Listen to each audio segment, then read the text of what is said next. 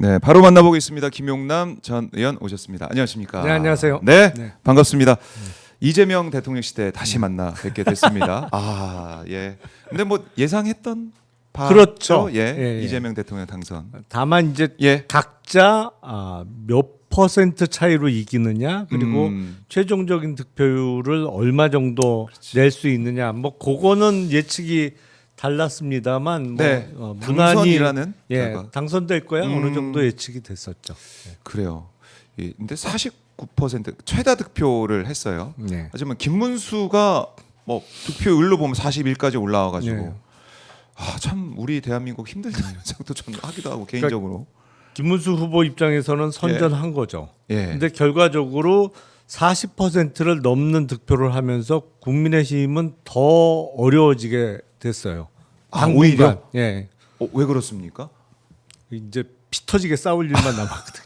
그러니까 오늘 비대위 회의하는데 현장에서 네. 들리는 소리가 네. 안에서 싸우는 소리가 밖에 문 그래요? 밖에까지 타고 나왔다는 거예요. 아니 딱 득표율이 그 득표율이 나온 거예요. 사실은. 왜냐하면 만약에 30% 중후반 네네. 그리고 이재명 대통령과 뭐 10% 훨씬 넘는 득표율 차이로 떨어졌다면 네. 일단 김문수 후보는 대구로 돌아가셔야 됩니다.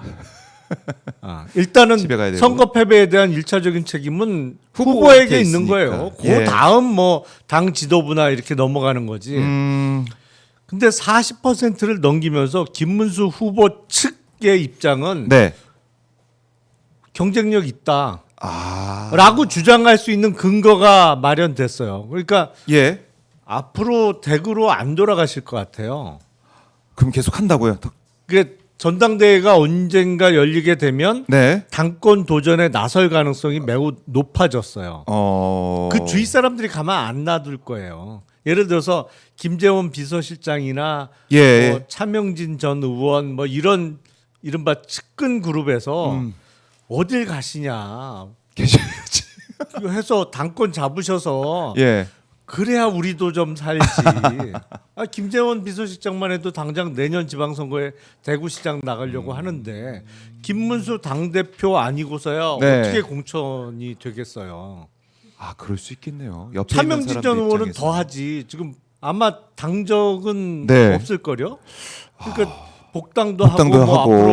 앞으로 정치적으로 다시 준비도 하고. 도모를 하려면 예. 당 대표가 김문수 후보가 돼야 되는 겁니다. 그리고 김문수 후보 입장에서도 이거 많이 질 줄 알았는데 내가 41% 넘게 득표를 했으면 네. 많은 당원과 국민들이 나를 지지하고 있네. 내가 집에 가서 쉬어야 될 이유가 뭐가 있나? 턱걸이도 아직도 잘하는데. 예. 그러니까 어제 보니까 그렇게 생각하게 턱걸이 됐죠. 한 사진을 올렸어요. 아, 그래요? 김재원 전 최고위원이 페이스북에 올렸어요. 이거 보세요. 이거 어떻게 예상을 하나도 벗어나지 않지? 난 이거 전혀 몰랐는데. 모르셨어요? 예. 와, 딱 지적하신 대로 어제 그렇구나. 다시 일상으로 돌아간 예. 김문수 오늘 아침 집 근처 관악산에 올라 운동 중에서 이 영상 올라했나요? 영상도 있어요. 영상 플레이 한번 해보세요. 진태나. 아니 근데 턱걸이는 정말 잘하시더라고. 오, 예. 턱걸이 대통령인가? 되는 거 아니에요? 오, 잘하시네. 네, 아니 진짜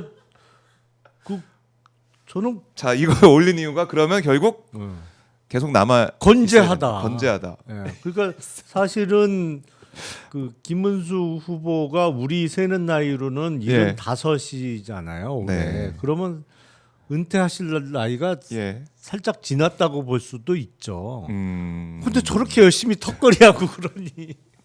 그러면 앞으로 국민의힘은 진짜 김문수 후보 측과 예. 이른바 친윤 쪽, 그다음에 친한계도 또 있지 않습니까? 아유, 한동훈 전 대표는 전당대회 열리면 무조건 출마할 나가려고. 겁니다. 근데 친윤계의 입장이 아직 정리가 안 된 거죠.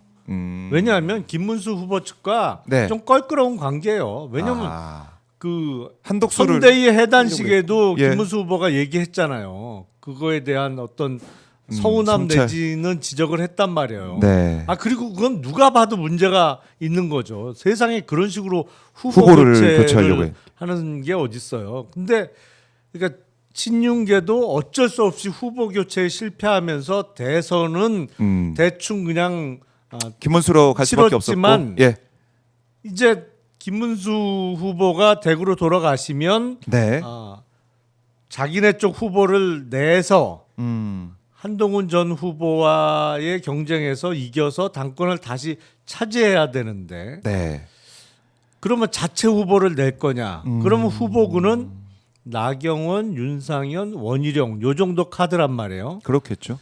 근데 김문수 옹께서 대구로 안 돌아가시면 김문수. 3파전이 된단 말이에요. 그러면은 표가 나눠지네. 그러면 3파전 하면 한동훈 전 대표가 이길 가능성이 높아지거든요. 그렇잖아요. 아무래도 표를 갈라먹으니까. 그렇네요. 그러면 이제 친윤계는 고민에 빠질 수밖에 없어요. 그러니까 일단 당분간은 전당대회 안 한다는 입장을 고수할 거예요. 지금 해봤자 또 예. 못 잡으니까 당권을. 안 한다. 그냥 비대위로 간다. 그 선거 패배하고 나서 비대위원장도 사퇴 안 하고 원내대표도 사퇴 안 했잖아요. 그 참 이상한 일이죠. 그러니까 무조건 뭉개고 일단은 간다. 왜냐하면 답이 안 보이기 때문에. 한동훈이 지금 호시탐탐 노리고 있다. 한동훈 전 대표도 페이스북에 또 어제 또 글을 올렸더라고요. 글을 올려서 국민들께서 불법 계엄과 불법 계엄 세력을 옹호한 구태 정치에 대해 단호한 퇴장 명령을 내린 거라 생각한다. 이 말은 뭐냐면 친윤 빨리 다 나가. 네. 이 말이죠. 김문수 뭐 졌으니까 가. 내가 당권 잡을 거야. 그 얘기를 하는 것 같은데 국민의 뜻을 겸허히 최선을 다해 따르겠습니다. 너무 낙담하지 마십시오. 포기하지 말아 주십시오. 나한테 표를 달라 그 얘기를 좀 사실상 노골적으로 하고 있는 것 같은데. 아니 뭐 대선이 아니라 사실상 전당대회 선거 운동을 했잖아요. 그렇네요. 한동훈 전 대표 입장에서는. 예. 근데, 김문수 후보가 전당대회 출마를 고집할 경우에 아니 그리고 이분은 그 방면에 있어서는 능력을 이미 인정받았잖아요. 막판에 후보 교체 시도가 있었을 때 그냥 들이누우면 어떻게 된다는 거를 보여줬잖아요. 그렇네요. 사실은 경선 중에는 당장이라도 다니라 할 것 같은 태도를 보였습니다만 일단 예. 당 후보가 된 다음에 들어 누우면 어떻게 할 방법이 없잖아요. 근데 전당대회 나 무조건 출마할 거야. 내가 적어도 뭐 어느 정도는 표는 가져갈 수 있어. 그리고 대선을 한번 치르면 네. 대선 선거 운동 22일 동안 당원들을 중심으로 해서 지지층은 어쨌든 김문수를 연호했잖아요. 그 탄력이 남아 있거든요. 이게 관성의 법칙이라는 거를 무시 못 해요. 정치권에서도. 그러니까 김문수 연호를 하다가 이게 전당대회가 대선하고 붙으면 붙을수록 네. 당권을 잡을 가능성이 높거나 아니면 적어도 꽤 높은 득표를 할 수는 있거든요. 그러면 이른바 친윤계에서 독자 후보를 낸다 그러면 거기를 떨어뜨릴 수는 있는 거예요. 그럴 수 있겠네요. 그러면 친윤계는 결단을 해야죠. 독자 후보를 낼 거냐 네. 아니면 또 미워도 다시 한번 김문수 후보 측과 손을 잡고 한동훈 쪽을 제압할 거냐 이거는 결단을 내야죠. 이거 복잡합니다. 국민의힘도. 그래서 복잡하다. 오히려 41% 40% 넘는 네. 득표가 국민의힘에게는 더 독이 되는 거예요. 집안 싸움은 더 세지고 네. 그리고 모든 게 부활하려면 일단 죽어야 부활이 가능한 거죠. 죽질 않아 이게. 좀비야 좀비. 뭐 죽어야 부활을 하지. 그러니까요. 근데 40% 넘게 득표를 했기 때문에 죽었다고 평가하기도 어려워요. 좀비. 그게 사실은 더 나쁜 결과예요. 장기적으로 보면. 그렇네요. 그러니까 앞으로 이제 국민의힘 쪽이 좀 어떻게 또 집안 싸움하고 이런 모습 자체가 또 어떻게 보면 관전 포인트가 되겠네요. 또 뭐 싸움 구경, 불구경이 뭐 제일 재밌다고 그렇죠. 하니까. 일단 재미도 있지만 예. 집안 싸움이 격해지면 그 과정에서 국민의힘이 백석이 무너질 수도 있습니다. 국힘 백석이 무너질 수가 있다. 아니 그 와중에 도저히 못하겠다네. 여기 예. 하고는 도저히 같이 하기도 예. 힘들고 그리고 따뜻한 양지가 기다리고 있잖아요. 그러면은 개인적으로 궁금한데 김용남 전 의원이 이제 이재명 후보 딱 지지하면서 민주당 입당을 한 이 모습을 보고 용남형 나도 갈게 막 이러는 국민의힘 의원들 좀 있습니까? 그거는 이제 저나 허은하 전 의원 대표. 같은 이제 일종의 저는 탈북민이다 우리는 그렇게 표현하는데 탈북민이 그 자유사회에서 어떻게 자리를 잡느냐를 보여줘야겠죠. 설레를 또 보고 우리 선배님들 어떻게 되나 이렇게 보고 그걸 또 눈여겨보는 사람들이 있을 수 있다. 그럼요. 국민의힘 내부에서 뭐 현역이든 전직이든 네. 볼 사람이 있다.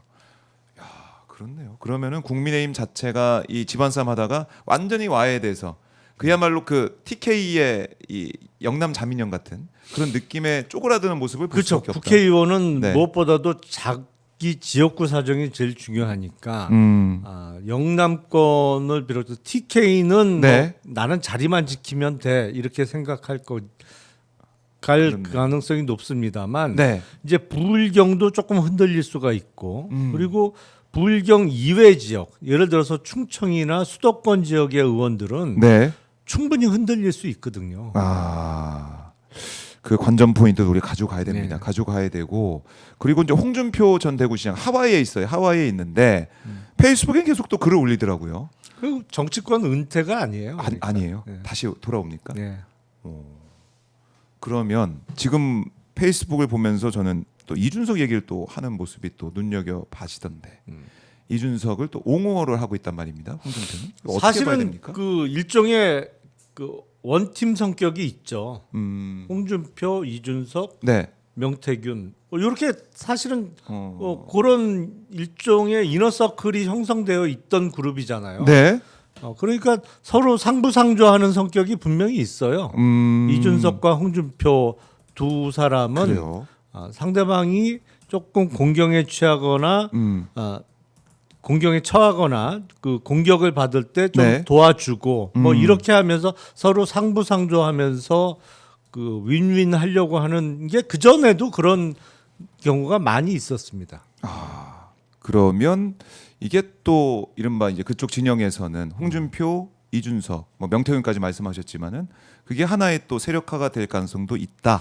그러니까 명태균, 홍준표는 지금은 멀어졌지만 예. 그 전에는 상당히 가까웠던 사이고, 음. 그리고 명태균, 이준석은 뭐 더 가까웠던 사이고, 네. 그래서 연결점이 있었죠. 음. 근데 그런 과정에서 홍준표, 이준석은 서로의 필요가 있거든요. 그러니까 홍준표 시장도 사실은 당내의 기반이 탄탄하지는 않잖아요. 네. 그러니까 젊은 사람으로 자기하고 완전히 세대가 한 세대 이상 차이가 나는 이준석 의원과 손잡고 자신의 정치적 어떤 기반을 좀 도모하려는 의도가 있는 것이고 지금 네.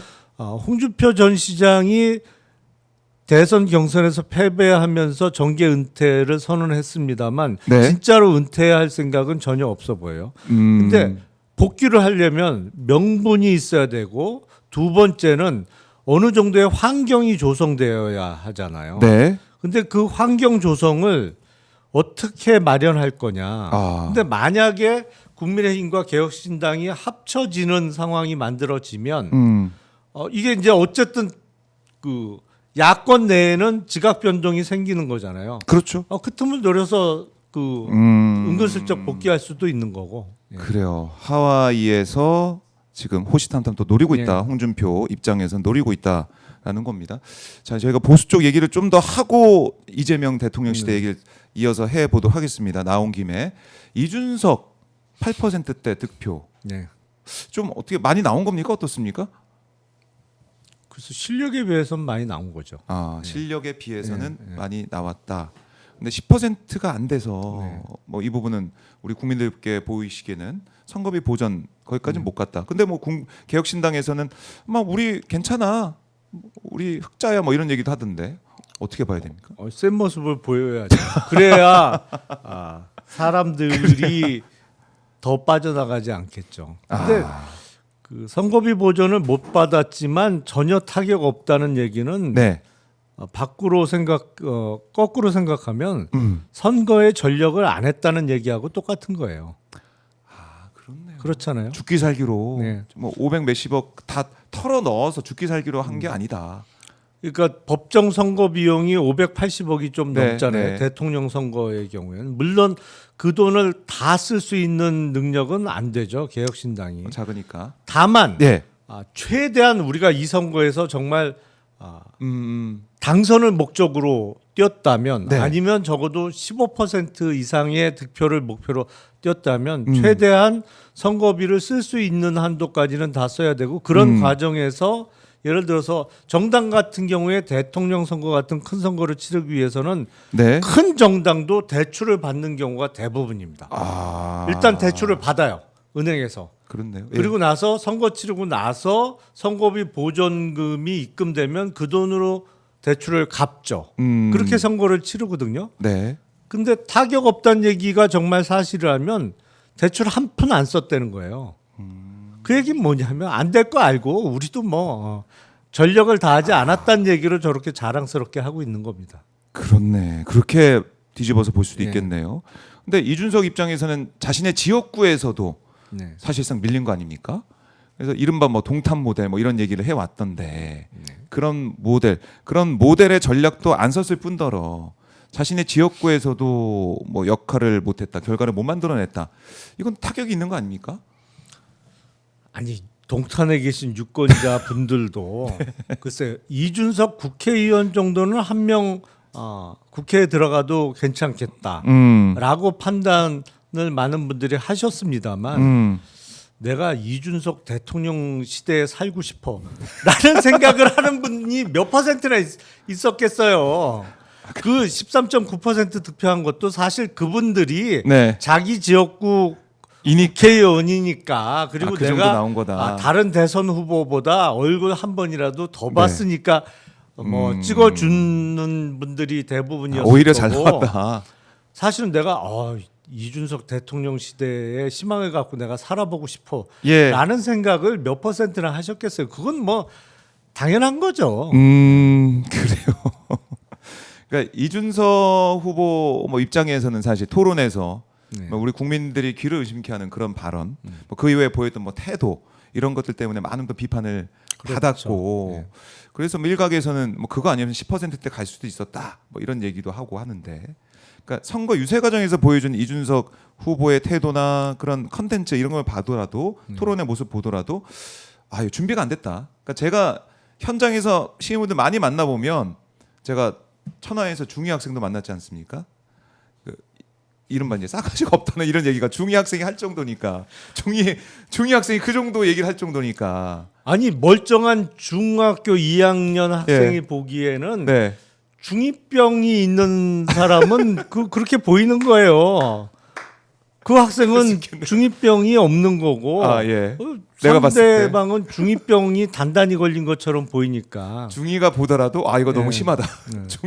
중이병 걸린 사람 같다. 그러니까 제가 지난주에 말씀하셨죠. 예. 그 토론회 직후에 얘기했잖아요. 예. 저 25년째 중이병을 앓고 있는 것 같다고.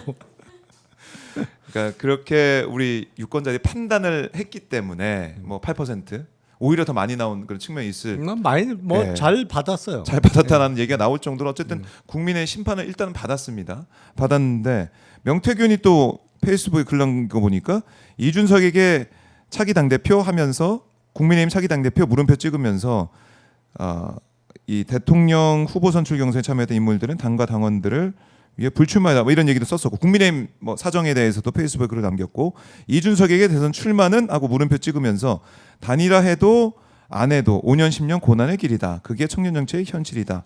뭐 이렇게 하면서 이준석을 또 옹호하는 또 글을 또 남기고 있고 명태균이 또 움직이고 있습니다. 이렇게. 그렇죠. 근데 저는 예. 이준석 의원을 갖고 자꾸 청년 정치를 얘기하는 거는 우리나라 청년 정치의 미래를 더 어둡게 만드는 거라고 생각을 해요.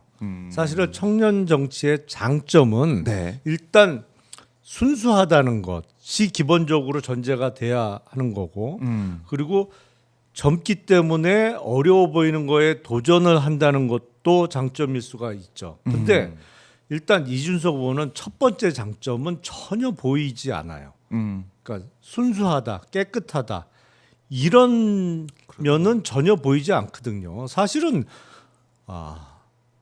노회하죠, 상당히. 노회한 그런 구태 정치의 모습을 네, 오히려 40대 보여줬다. 정치가 아니고 사실은 80대 정치예요.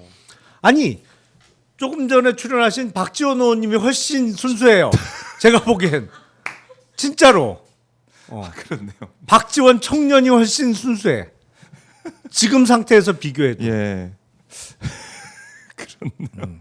아 근데 명태균 언급했지만 명태균이 지금 국민의힘 상황 아니야 이런 얘기가 나올 정도로 참 어이없는 상황인데 또 이준석을 옹호하는 이런 모습. 이준석 입장에서는 청년 정치라는 어떻게 보면 그동안 계속 밀고 나왔다는 걸 완전히 다 까먹는 그런 대선도 됐고. 이번에 대선 캠페인을 잘못했어요. 그러니까 이번엔 누가 봐도 안 되는 게임이죠. 근데 네. 그렇다면 미래의 어떤 발전 가능성을 보여주면서 네. 본인의 어떤 정치적인 그 계획 같은 걸 밝혔어야 되는데 이거 보세요. 외교안보 뭐 전혀 깡통이라는 게 드러났어요. 그렇죠. 그 많은 부분에 구멍이 뻥뻥 뚫린 거예요. 사실은 웬만한 국회의원 아닌 40살 중에 좀 지식이 네. 많이 쌓여 있거나 사회생활을 제대로 한 사람이면 그보다 훨씬 토론 잘합니다. 사실은. 그리고 아주 안 좋은 모습만 많이 보였어요. 막판 3차 토론 때는 뭐 거의 막장을 보여줬고 조급한 모습. 그러면 미래의 어떤 발전 가능성을 그 보여주면서 선거 캠페인을 마쳤어야 되는데 거꾸로 했단 말이에요.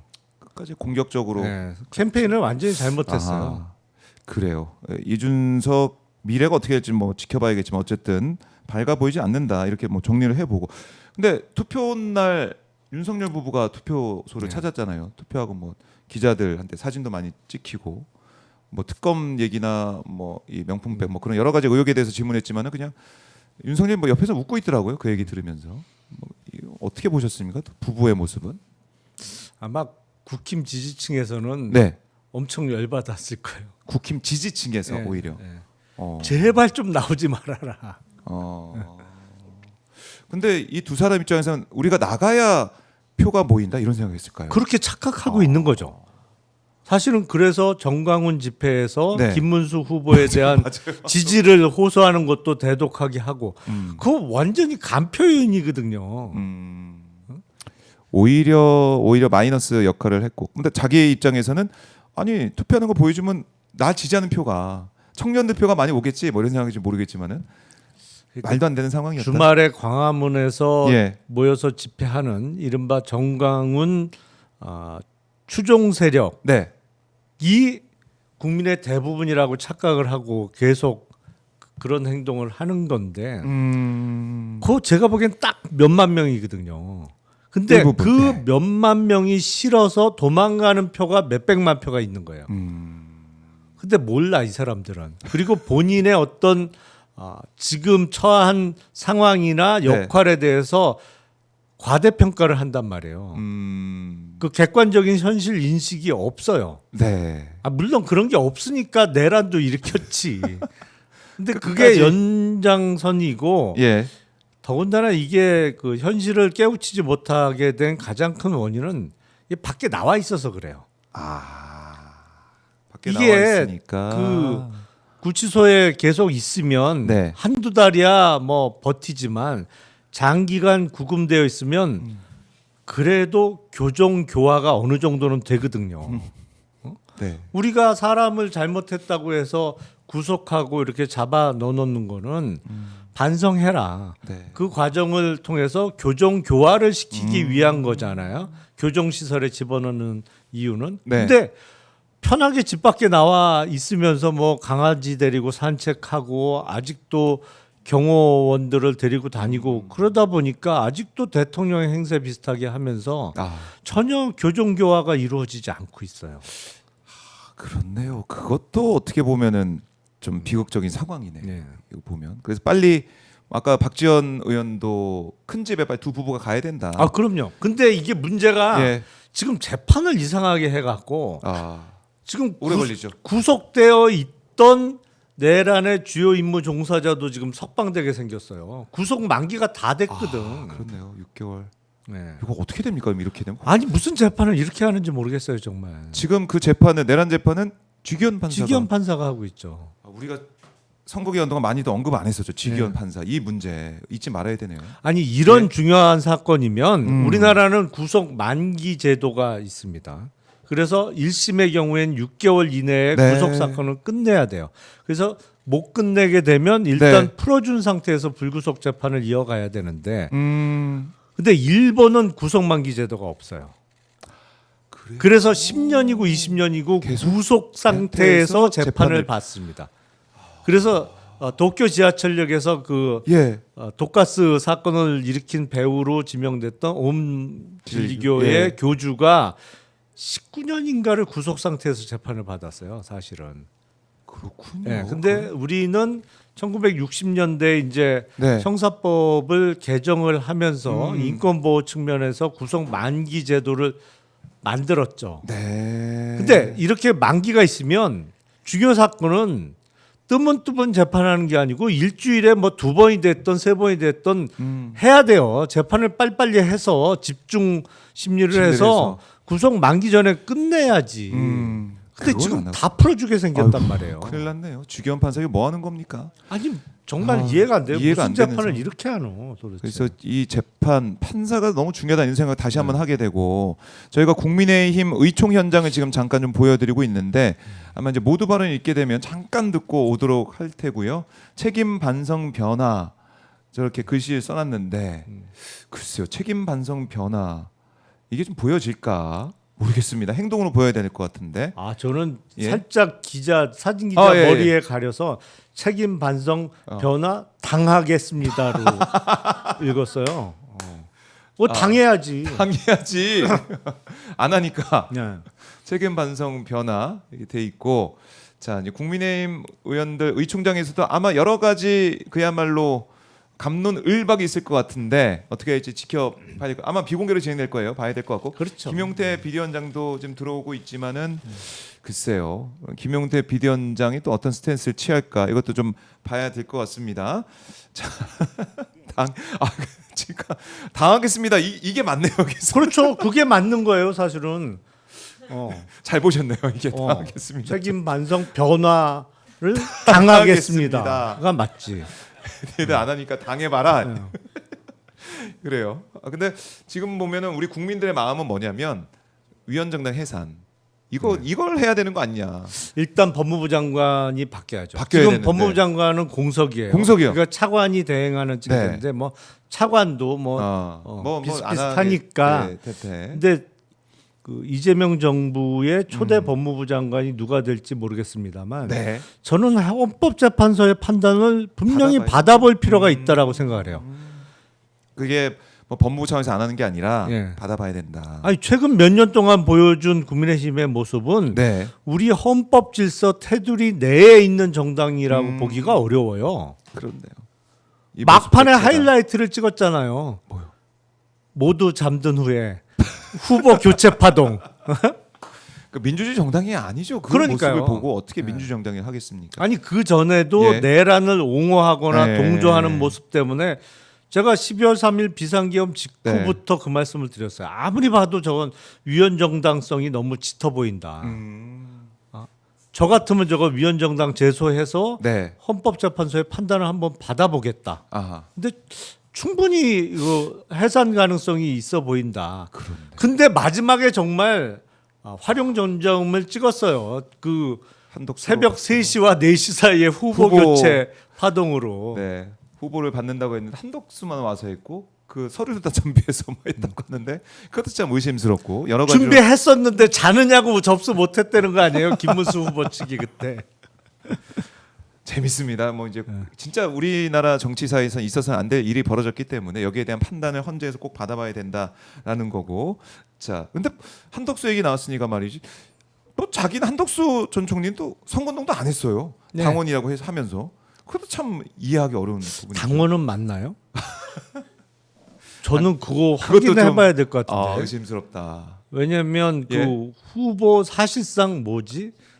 아, 지명도 아니고 뭐 하여튼 그 예, 교체하면서 후보가 될 것 같은 상황이 만들어지면서 네. 직전에 입당하면서 아. 당비 10,000원 약정을 했다는데 워낙 그 계산에 밝은 분이고 경제관념이 투철한 분이라 아하. 매달 빠져나가는 10,000원 만 때문에 원.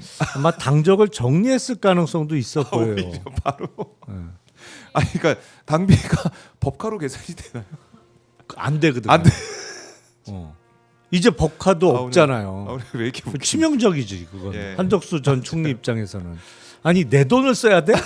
평생 나는 내 돈 써본 적이 없는데. 그래, 치명적인 그 참 안타까운 부분이네 법카로. 또 법카다 지금 없을 수 있기 때문에 이런 상황이고. 자, 이제 국민의를 진행하고 있는 국민의힘의 의총장 현장인데요. 모두 발언만 잠깐 이따가 좀 듣고 오도록 하고요. 근데 진짜는 네. 이제 카메라 빠진 다음에 진짜가 그렇죠. 나오는 거죠. 예. 근데 의원님께서도 이제 비공개 의총을 많이 해보셨잖아요. 어떻습니까? 의총 딱 비공개됐다 카메라 빠지면은 막 안에 있는 소리를 다 합니까? 그렇죠. 그래요. 그러니까 사안별로 틀립니다만 지금 같은 상황이면 분명히 고성이 터져 나올 수밖에 없어요. 네. 더군다나 그리고 패가 갈려 있잖아요. 그렇죠. 지금. 확실하게 드러났고 네. 권성동 원내대표가 지금 나오고 있는데요. 자, 모두 발언 잠깐 듣고 오겠습니다. 네.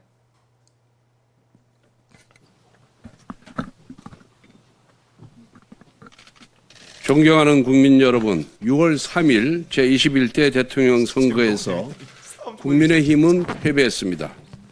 국민들께서 내려주신 매서운 회초리를 겸허하게 수용합니다. 겸허하게 수용한다. 아울러 우리 김문수 후보에게 지지와 성원을 보내주신 모든 분들께 깊이 감사드리며 기대에 부응하지 못해 정말 죄송하다는 말씀을 올립니다. 선거운동 기간 누구보다도 헌신적으로 뛰어주신 당원 동지 여러분과 선거운동원 여러분께 깊은 감사의 말씀을 드립니다. 국민의힘은 12.3 비상계엄과 대통령 탄핵에 대한 준엄한 심판을 넘어 지난 윤석열 정부 3년의 실패에 대해 집권 여당으로서 총체적 심판을 받았습니다. 2820. 특히 22대 총선 참패 이후 심화되었던 당내 계파 갈등과 분열이 우리 지지자들의 원팀 단결을 저해했다는 지적을 뼈아프게 받아들입니다. 이제 더 이상 분열은 안 됩니다. 분열 안 됩니다. 하나가 되어야 합니다. 이제는 정말 중도와 보수가 화합하고 쇄신하기 위해 어떠한 노력을 기울여야 할지 각자의 위치에서 고민해야 할 때입니다. 국민 여러분의 지지와 성원에 부응하지 못한 점에 대해서 다시 한번 진심으로 사과드립니다. 저부터 깊이 성찰하면서 뼈를 깎는 쇄신의 노력을 다하겠습니다. 오늘은 새 정부가 출범하고 열리는 첫 본회의입니다. 그만큼 아주 의미 있는 본회의입니다. 어제 이 대통령의 취임사 중에 누구를 지지하였던 간에 국민을 섬기겠다는 이야기가 의미 있게 들렸습니다. 그대로 실천한다면 우리 야당도 국민도 모두 환영할 것입니다.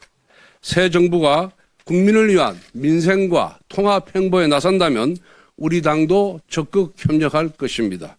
그런데 막상 새 정부 출범 첫날이었던 어제 민주당은 법사위 소위에서 사법부 길들이기를 위한 대법관 증언법을 단독 처리하더니 오늘은 첫 본회의에서 검사징계법 개정안과 3대 특검법을 강행 처리하겠다고 합니다.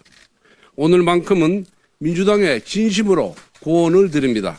거리가 먼 무더기 특검법이나 정치 보복적인 검사징계법을 여당 복귀 기념 제1호 법안으로 추진하는 것이 과연 새 정부의 출범에 또 새 정부의 성공에 도움이 될 것 같습니까? 이게 어떤 민생 법안보다도 더 급한 법안들입니까? 우리도 여당을 해봤습니다. 돌이켜보건대 대통령 임기 첫날이 가장 힘이 넘치는 날입니다. 가장 힘이 있을 때 가장 국민에게 혜택이 고루 돌아가는 의미 있는 민생 관련 정책과 법안을 펼쳐야 합니다. 그래서 새 정부의 1호 인사, 1호 법안, 1호 정책이 가진 의미는 너무나도 컸습니다. 새 정부가 나아갈 방향을 국민에게 보여주는 것이기에 그 방향은 정쟁보다는 민생, 진영보다는 통합이어야 했습니다. 그런데 오늘 본회의 안건을 보면서 과연 이것이 새 정부 1호 법안이어야만 했는가 그런 안타까움이 듭니다. 되돌아보건대 그때는 힘이 있어서 걱정과 비판의 목소리는 묻혔고 잘했다는 박수 소리가 귀에 더 크게 들렸습니다. 그런데 국민들은 하나하나 지켜보고 계십니다. 지나고 나서 아차하고 후회해봐야 돌이킬 수 없었습니다. 이제 민주당은 야당이 아니라 여당입니다.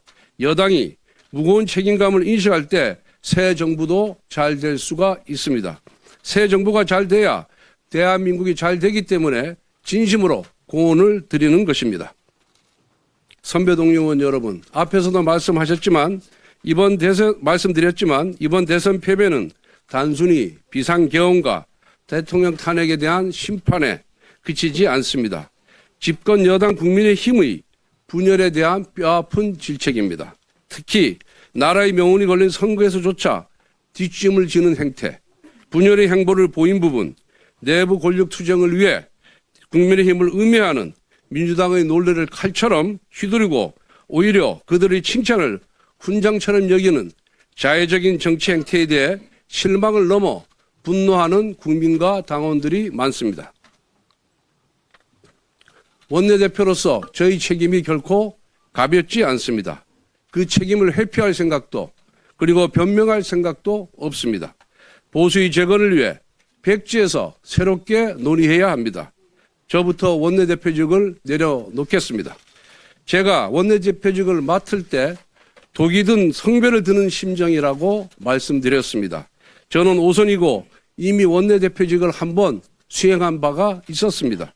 하지만 그래도 당시 여당으로서 국가적인 위기와 당의 혼란을 수습하기 위해 누군가는 나서야 했기에 다시 책임을 맡았습니다.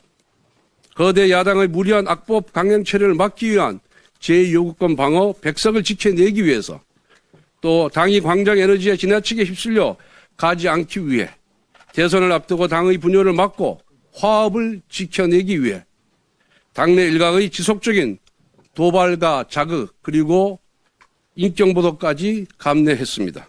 그럼에도 그동안 부족한 저를 믿고 도움을 주신 의원님들께 진심으로 깊은 감사 말씀을 드립니다.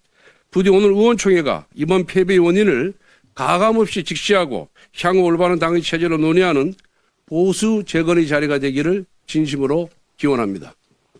감사합니다.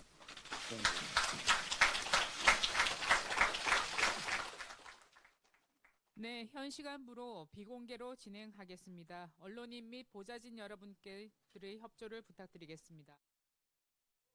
네, 권성동 원내대표가 원내대표직 사퇴를 선언했습니다. 결국엔 사퇴하네요. 결국에는 사퇴를 했는데 어떻게 들으셨습니까?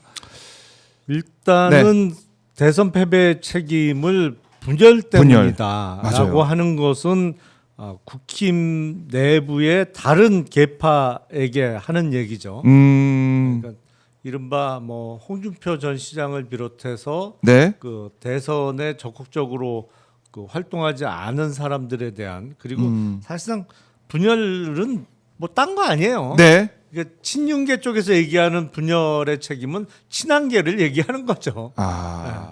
그렇네요. 친한계를 겨눈 그 그렇죠. 말까지 들어봤다라는 거고. 그리고 예. 뭐 오늘 본회의에서 특검법 처리하지 말라는 거는 뭐 다 이유는 다들 아실 테니까 특검 수사가 들어가면 지금 아유, 국민의힘은 난리 예, 나죠. 예. 다 이제 책임을 져야 되는 상황까지 갈 것 근데 같으니까. 1호 법안은 예. 사실은 당연히 이게 돼야 되는 거죠. 그럼요. 진작 했어야 되는 건데 못했던 거니까요. 그럼요. 거부권 행사 때문에 못한 거죠. 그래서 특검은 뭐 이번 대선에서 이재명 대통령을 뽑은 유권자분들은 네. 당연히 1호 법안은 특검이 돼야 되는 거고 그럼요. 그건 뭐 순리인 것이고요. 네. 그리고 결국엔 사퇴를 하느냐 안 하느냐가 관건이었는데 결국엔 못 버텼어요. 근데 이번 싶었겠죠. 대선 선거운동 과정에서도 참 재밌는 장면이 많았잖아요. 사실은 네. 권성동 원내대표가 대선 초반에 그 대구 서문시장 내려가서 지원 유세할 때 하는데, 예. 그게 바로 당원들 그리고 지지층의 마음입니다.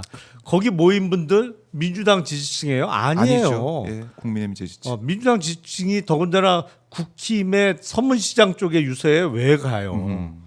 그렇네요. 근데 그 지지층들이 꺼져라 그러잖아요. 그렇네. 그게 국민의힘 당원들의 예. 목소리였다. 거기에 대해서 뭐 책임을 지겠다라고 물러나긴 하지만 어쨌든 내란 특검법 이거 오늘 국회 본회의에서 통과가 되면 뭐 거부권이 없지 않습니까? 그렇죠. 바로 이제 들어가게 될 텐데 여기에 대해서 명명백백히 진실을 밝혀야 된다라는 거 다시 한번 강조를 하겠고요. 그리고 지금 뭐 민생을 챙기고 뭐 이런 얘기를 하던데 권성동 원내대표가 민생 챙겨라 하는데 근데 이재명 대통령 당선이 곧 민생의 경제 아닙니까? 그럼요. 그동안 예?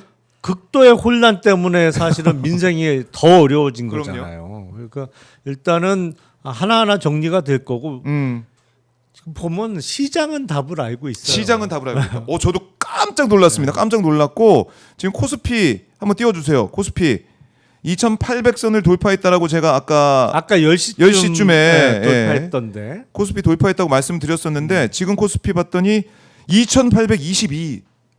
그러니까 어제 오늘 예. 120포인트 이상 오른 거예요.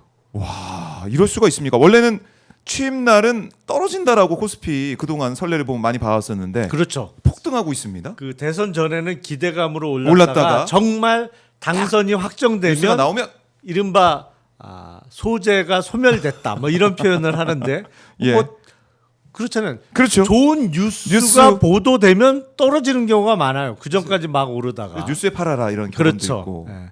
그런데 예, 어제 팔면 안 오늘 되겠네요. 본격적으로 오르고 있단 말이죠. 예. 근데 뭐 주식 시장이라는 거야 워낙 변동성이 크기 뭐 그렇죠. 때문에 예, 예. 뭐 앞으로 계속 오른다. 계속 오르는 주식은 없죠. 다 올랐다 떨어졌다 다시 올랐다 뭐 이렇게 지그재그로 가는 그럼요. 건데 네. 장기적으로 보면 분명히 오를 겁니다. 한국 주식은 5천 갑니까? 5천 갑니다.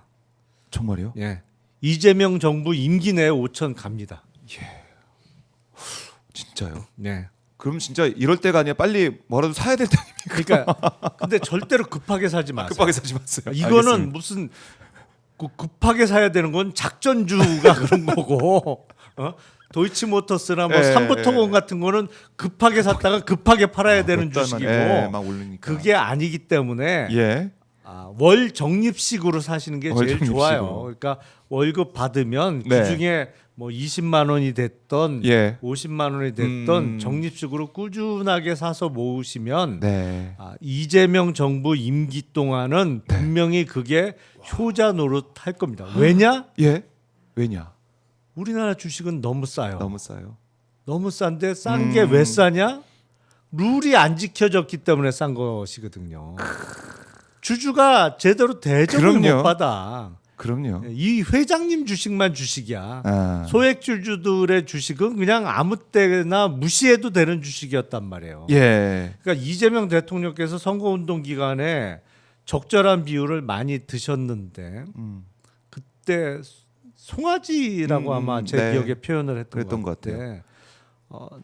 우리 집 소가 송아지를 낳았는데 이 송아지가 우리 게 아니라고 한다. 그게 바로 이제 물적 분할해 갖고 쪼개기 상장하는 그러니까요. 거를 빗대서 그렇게 예. 적절하게 우리 비유를 하셨는데 개인 투자자가 얼마나 당했습니까? 아유 그런 거 말고도 뭐 워낙 다양한 방법이 진짜 외국 사람이 들으면 기절 초풍할 일들이 매일 생기는 게 우리나라 주식 시장이었거든요. 근데 그렇네요. 앞으로 그것만 못하게 해도 네. 2배는 갑니다. 그리고 지금 최근에 보면 지주회사 주식들이 엄청 많이 올랐어요. 그렇더라고요. 예. 지주회사 주식 중에도 일종의 PBR 기준으로 0.1, 0.2 그건데 제대로 평가하면 PBR에서 그 B는 북밸류잖아요. 장부 가격이잖아요. 장부 네, 가치. 네. 장부 가치. 이게 자산 재평가를 그때그때 안 하고 적절하게 안 해서 그렇지 사실은 제대로 평가만 하면 0.1 안 되는 지주회사 주식 무지하게 많아요. 이 종국적으로 가장 어려운 문제는 네. 이 왜곡된 한국만 있는 지주회사 제도를 어떻게 정상화할 것이냐. 네. 제가 보기엔 코스피 5천을 넘어서 앞으로 만을 찍기 위해서는 예. 그게 개선이 돼야 되는데 아하. 여러 가지 과제 지금 상법 개정안 이거 거의 될 겁니다. 제가 보기에는 주요 법안으로 대통령께서도 최근까지 계속 그렇습니다. 강조를 하셨기 때문에 이거 될 거고 네. 뭐 자사주 원칙적인 소각도 될 거고 여러 가지 있지만 가장 재벌들의 저항이 셀 부분은 네. 이 왜곡된 한국식 지주회사 제도를 어떻게 고칠 거냐 이 부분이에요. 이건 어마어마하게 저항할 겁니다. 제가 보기엔 가장 풀기 어려운 문제이기도 한데 네. 이걸 풀어야 그걸 풀어야. 5천을 넘어서 만을 바라볼 수가 있어요. 근데 이거는 저도 이제 주변에 그 여러 교수님들하고 틈 날 때마다 이 문제에 대해서 지금 네. 논의도 하고 연구를 하고 있는데 방법이 분명히 있긴 있습니다. 그래요. 예. 그걸 잘 고민해가지고 네. 꼭 그렇게 우리 개인 투자자, 우리 경제를 위해서 뭐 자본시장이 활성화되고 투자가 활발하게 또 개인들이 마음 놓게 투자할 수 있는 환경이 돼야 또 외국인 투자자 들어오는 것이고 다 엮여 있는 거 지금 아니겠습니까? 대기하는 자금이 어마어마하게 그래요? 많아요. 사실은 그게 일부 들어오고 있는 것 같아요. 근데 많은 그 외국 사람들은 네. 우리보다 훨씬 한국 시장에 대해서는 보수적인 입장에서 볼 수밖에 없어요.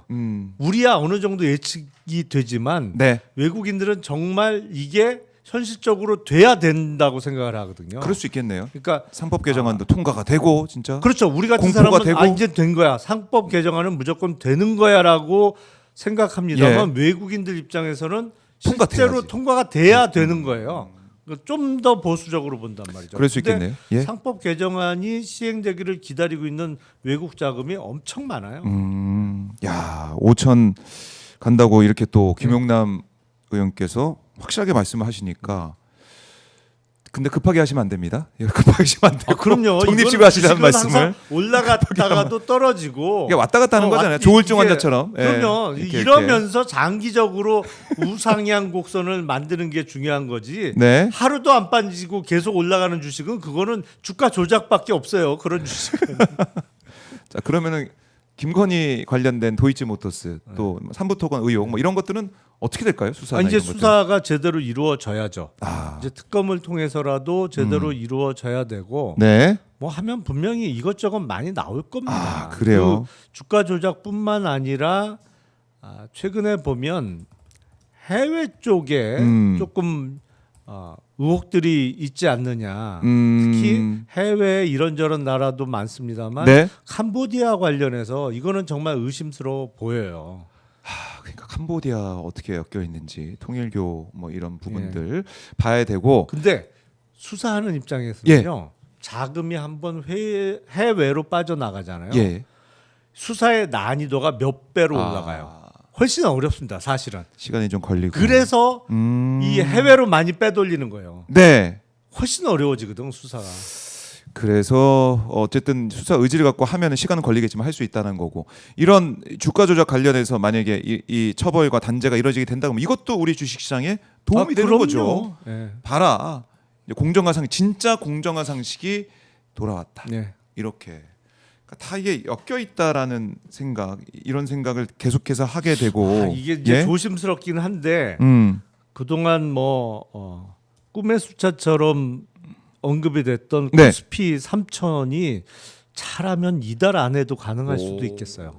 그래요. 예. 그래서 적립식으로 해야 됩니까? 어떻게 해야 됩니까? 예? 적립식- 그래서 적립식으로 하셔야 돼요. 적립적으로 오르니까 너무 급하게 알겠습니다. 생각하지 마시고 꾸준하게 하면 네. 이제 우리가 보기엔 3천이 아주 대단히 상징적이고 쉽지 않은 도전처럼 보입니다만 그러게요. 전국적으로는 이재명 정부 내에 5천 찍습니다. 제가 장담을 하건데 그렇기 알겠습니다. 때문에 오, 예. 급하게 생각하지 마시고 꾸준하게 이렇게 적립식으로 월급에서 일부씩 떼어서 일부씩 사시면 떼서. 분명히 그게 나중에 큰 종잣돈 됩니다. 의원님 잠깐 일단 좀 남아주세요. 어떤 걸 좀 해야 아니 되는지. 종목 찍어달라는 얘기는 하지 마세요. 알겠습니다. 주식시장 전체가 이제 좋아지고 있다. 코스피가 계속 상승할 것이 우상향할 것. 어쨌든 등락은 있겠지만 예. 우상향한다. 놓고 보면은 이재명 대통령 오늘 첫 국무회의에서 우리 좀 웃으면서 합시다 이렇게도 말씀하시고 국민 고생하는 시간 줄여야 된다. 국민을 중심에 두고 최선 다하겠다 이렇게 또 강조를 했습니다. 결국 어제 취임식 때 봤던 넥타이 색깔만 보더라도 통합 국민과 함께 모두의 대통령이 되는 국민들을 위해서 일하겠다는 그런 의지를 다졌는데 네. 그 중심에 결국 국민이 합니다. 국민 주권 정부라는 그 생각 가지고 계속 이 방향으로 갈 것 같아요. 어떻게 예. 좀 예상하십니까? 어제 취임식 보시면 어떤 생각하셨어요? 어제 취임 선서. 취임사에서 예. 제가 가장 귀에 쏙 박히는 단어는 이재명 정부의 성격을 한마디로 규정한 네. 실용적 시장주의 정부였어요. 아. 그래서 이게 3년 만에 민주당 정부가 다시 들어섰습니다만 네. 3년 전에 문재인 정부와도 좀 성격이 다를 것 같다라는 생각이 들어요. 그러니까 문재인 면에서요? 정부는 예. 보다 본인들의 신념과 이념에 충실한 그런 성향이 강했다고 하면 네. 그러면서 그게 약간 시장과 마찰을 일으키면서 부작용도 나타났죠. 대표적인 게 사실은 부동산 시장이죠. 그렇죠. 예. 예. 거기서 대권을 뺏기게 되는 정권이 넘어가게 되는 큰 원인 중에 하나였고, 근데 네. 그 실용적 시장주의 정부가 과거의 민주당 정부와는 또 다른 성격의 이재명 정부를 규정한 거라고 봅니다. 그렇기 때문에 유연성을 갖고 있으면서도 네. 시장과 맞서지 않고 시장과 조화를 이룰 수 있는, 그리고 시장은 정부가 네. 규제하고 억압해서는 안 되는 거고 다만 시장을 유도할 수는 있죠. 네. 올바른 방향으로. 근데 이재명 정부에서 그게 가능할 거라고 조금은 믿습니다. 네. 믿는다. 넥타이를 보더라도 넥타이에 모든 의미가 많이 담겨 있는 거 아니겠습니까? 빨간색, 파란색 다 들어가 있고. 우리 의원님께서는 오늘 좀 어떤 의미를 담고 넥타이를 또 하셨는지 궁금해요. 아니 저는 사실은 네. 선거운동 기간 중에 예. 파란색 넥타이를 주로 맸잖아요. 아, 선거운동 예, 예. 기간이니까. 물론 이제 선거운동복을 입고 나갈 수 있는 곳에는 입고 네. 나갔습니다만 네. 좀 방송 성격에 따라서 그 운동복은 입기가 어려운 방송 출연이나 이런 거 할 땐 파란색을 맸는데 사실은 솔직히 말씀드려 네. 파란색 넥타이가 제가 몇 개 없어요. 아. 그래서 너무 같은 넥타이를 매면 약간 그래서 그 뭔가 이거 예. 지겹잖아요. 그래서 파란색을 살짝 변화를 줘 봤는데 예. 일단 넥타이부터 몇 개 더 사야 될 것 사야 같아요. 됩니다. 예. 이거 이제 또 이재명 대통령이 넥타이에 많이 또 주목하시다 보니까 아니 근데 저도 또 넥타이 어제 색깔에, 대통령께서 통합을 강조한 건 틀림없는 사실이고 네. 통합 정부가 되겠습니다만 그렇다고 해서 국민의힘 쪽에서 야 통합 얘기해놓고 왜 우리 수사해, 이건 아니죠. 그러니까 구분해야 돼요. 수사는 수사지, 잘못한 거는 당연히 잘못한 그러니까요. 거에 대한 벌을 받아야죠. 그러니까 무조건 뭐 유야무야 없던 일로 하자가 통합은 아니죠. 근데 아까 권성동 원내대표의 발언을 들어보면 약간 오해하고 있는 거 아닌가라는 생각이 들어요. 약간 그렇게 해주길 바라는 것 같기도 네. 하고 절대 그렇지 않다. 따질 건 따져야죠. 따질 건 따져야 되고 아마 이제 정치 보복 이 프레임을 계속 들고 나올 것 같아요.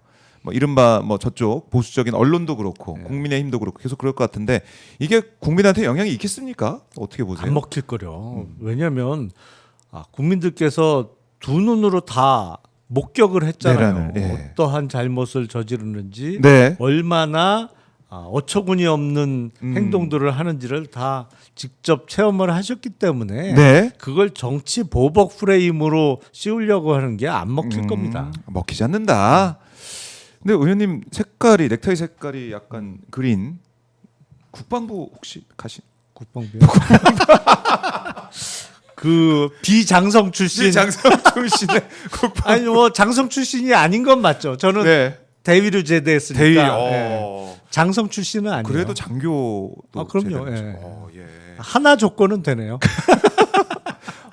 제가 한번 넥타이 색깔 보고 모르겠으면 국방부에서도 뵙게 될지는 모르겠지만 그만큼 지금 이재명 이제 대통령 인사 어제 이제 김민석 총리 발표도 있었고 하나하나 인사가 지금 되고 있는데 인사가 만사라고 우리가 많은 얘기를 하고 있는데 그럼 지금까지 어제 첫 발표 하마평에 오르고 있는 인사들 어떻게 좀 보십니까? 좀 희망 섞인 그런 전망들 많이 좀 보이시는 것 같은데요. 일단은 예? 총리 지명자와 대통령실의 비서실장 비서실장, 예. 많이 젊어졌죠. 그렇죠. 그러니까 거의 한 세대를 건너뛰는 느낌이에요. 물론 김민석 총리 지명자의 연세가 작지는 않습니다. 작지는, 절대로. 예, 그렇죠. 60대. 근데 예.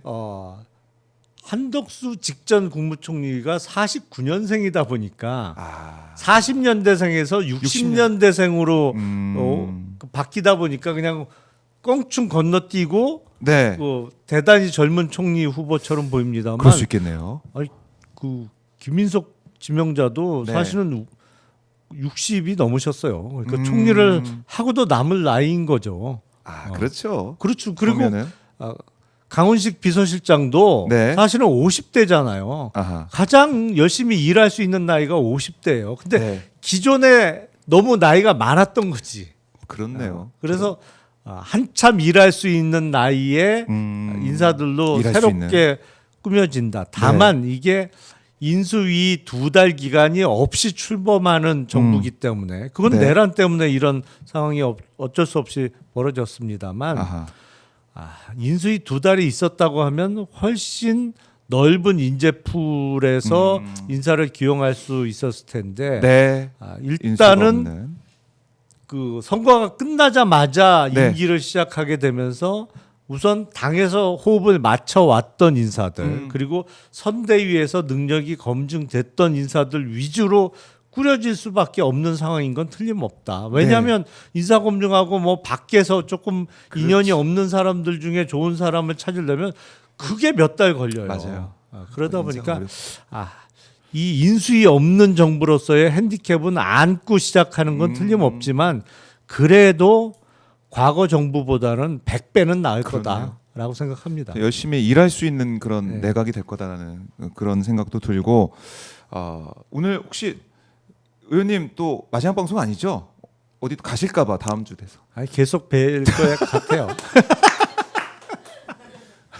어디 가시든 미리 연락 주시고 아마 전화를 계속 기다리고 있을 것 같다는 생각도 드는데 요새 전화 기다리는 분들이 너무 많아갖고 전화기만 보고 있는 분들이 많아요. 전화기를 놓질 않더라고요. 놓질 않고 그러니까 다들. 손에 잡고 밥 먹을 때도 이렇게. 아유, 김영남 의원과는 모르겠습니다. 어떻게 할지 미래는 모르지만 쭉 함께 계속 가도록 하겠습니다. 의원님 말씀 잘 들었습니다. 네, 고맙습니다. 고맙습니다. 네.